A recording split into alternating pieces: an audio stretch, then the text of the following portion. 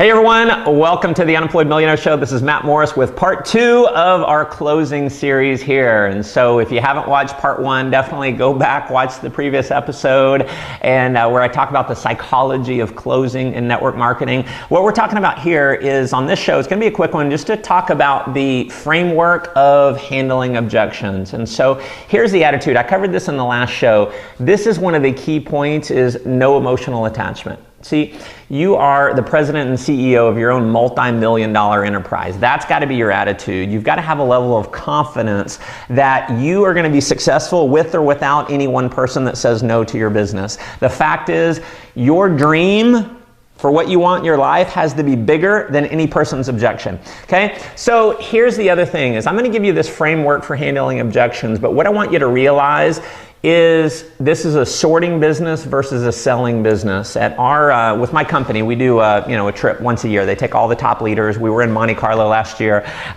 in Monaco. And an amazing time. We had this dinner overlooking one of the oldest casinos in the world. It was this picturesque scene. And I just thought, there's so many people that I've gone through that have told me no year after year after year. I've gotten no's and no's and no's. Still today, I'm still aggressively building my business. I still get rejected. It's just part of the game. But I thought, I wonder, let me go talk to the other leaders, the top producers in our company. And I started asking them, what was your objection when you saw this opportunity? What was your objection? Was it time, money, spouse? What was the objection? And I went and asked about 10 different leaders, and of all 10, 100%, not one of them had an objection. They said, when I saw it, it clicked and I joined. So the people who are going to build your business to the top, they're usually the ones, they're just going to see it. So having said that, let me give you something that can increase your numbers. When someone gives you an objection, you want to have the attitude of you don't care. Okay? You're not trying to sell them. If they get that you're trying to sell them, they're less likely to enroll. See, you've got posture. This is your business. And so when they say, let's just say whatever the objection is, I don't have the money. We'll cover exactly what to say for that in another episode, but here's the framework is as soon as they say, I don't have the money, you're going to say something to this effect. You want to basically verify that it's a legitimate objection because you don't care either way. You've got posture. So someone says they don't have the money. I say, you know what, John? Totally hear what you're saying, but tell me this. Is it really that you don't have the money, or is that just your polite way of saying no? Because it's totally cool either way. Okay? So what did I just do? I just kind of disarmed him. What they're expecting is to, you immediately get in and try and sell them, but no. You're just saying, listen, I hear what you're saying, but tell me this. Be real honest with me. Is it really that you don't have the money, or is that just your polite way of saying no? Okay? And so sometimes you're just letting them off the hook. It's like, nah, I just don't want to do it. If they don't want to do it, hey, shake their hand, thank them for taking a look, and you're on to the next person. But what they say in most cases is, no, I want to. And so, or no, I really just don't have the money. And so you go into question number 2 is, all right, John, well, tell me this. Do you want to do this? Do you really want to do this? And have him convince you that he wants to do it. Okay? It's not you convincing him that he needs to do it. It's him now convincing you that he wants to do it. And so he says, yes, I do.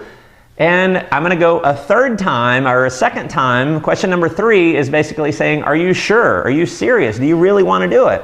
Okay? So now you've got him selling you 2 different times. He said, yes, I want to do it. So once he has effectively sold you on the fact that he wants to do it, then your only job is to be a consultant. It's now you get in and you help him figure out a way to get started, to come up with the money, to work through whatever it is that's holding him back because he's told you he wants to do it. So your job is now just to help him do it. You want to do what's in his or her best interest. It's not about you getting the sale. It's about you helping that person. And so I just believe if you come from a standpoint of you being a servant leader, you helping someone doing what's in their best interest, not your best interest, that's what causes people to be attracted to you. That's what that is being a true leader. So other things that you can say in overcoming, just kind of a framework, you can use feel, felt, found. It's sales 101. So, they don't have the time.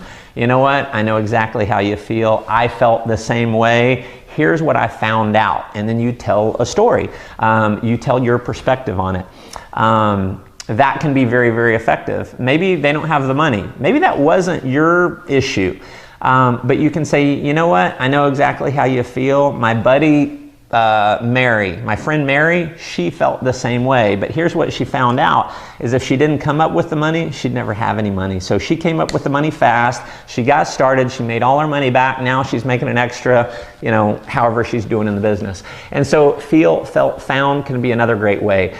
Another way that you can overcome objections, someone doesn't have the time, money, spouse, whatever it is, and you say, you know what, I know how you feel. It reminds me of my friend John. So whoever the top leaders are in your company, they need to become your friends. You need to know their story. And if you know other people's stories, you can relate to the people that you're talking to. So if someone doesn't have the time, I have my standard answer where a story that I'll tell is, you know what, that reminds me of my friend David. David was very successful. He was a doctor. He was working almost 60 hours a week, but he realized if he didn't come up with some extra time to build some passive residual income, he'd never get free. He'd never have any time. So he plugged in, he hit the top rank in our company in about 10 months, and you know, that's financial freedom.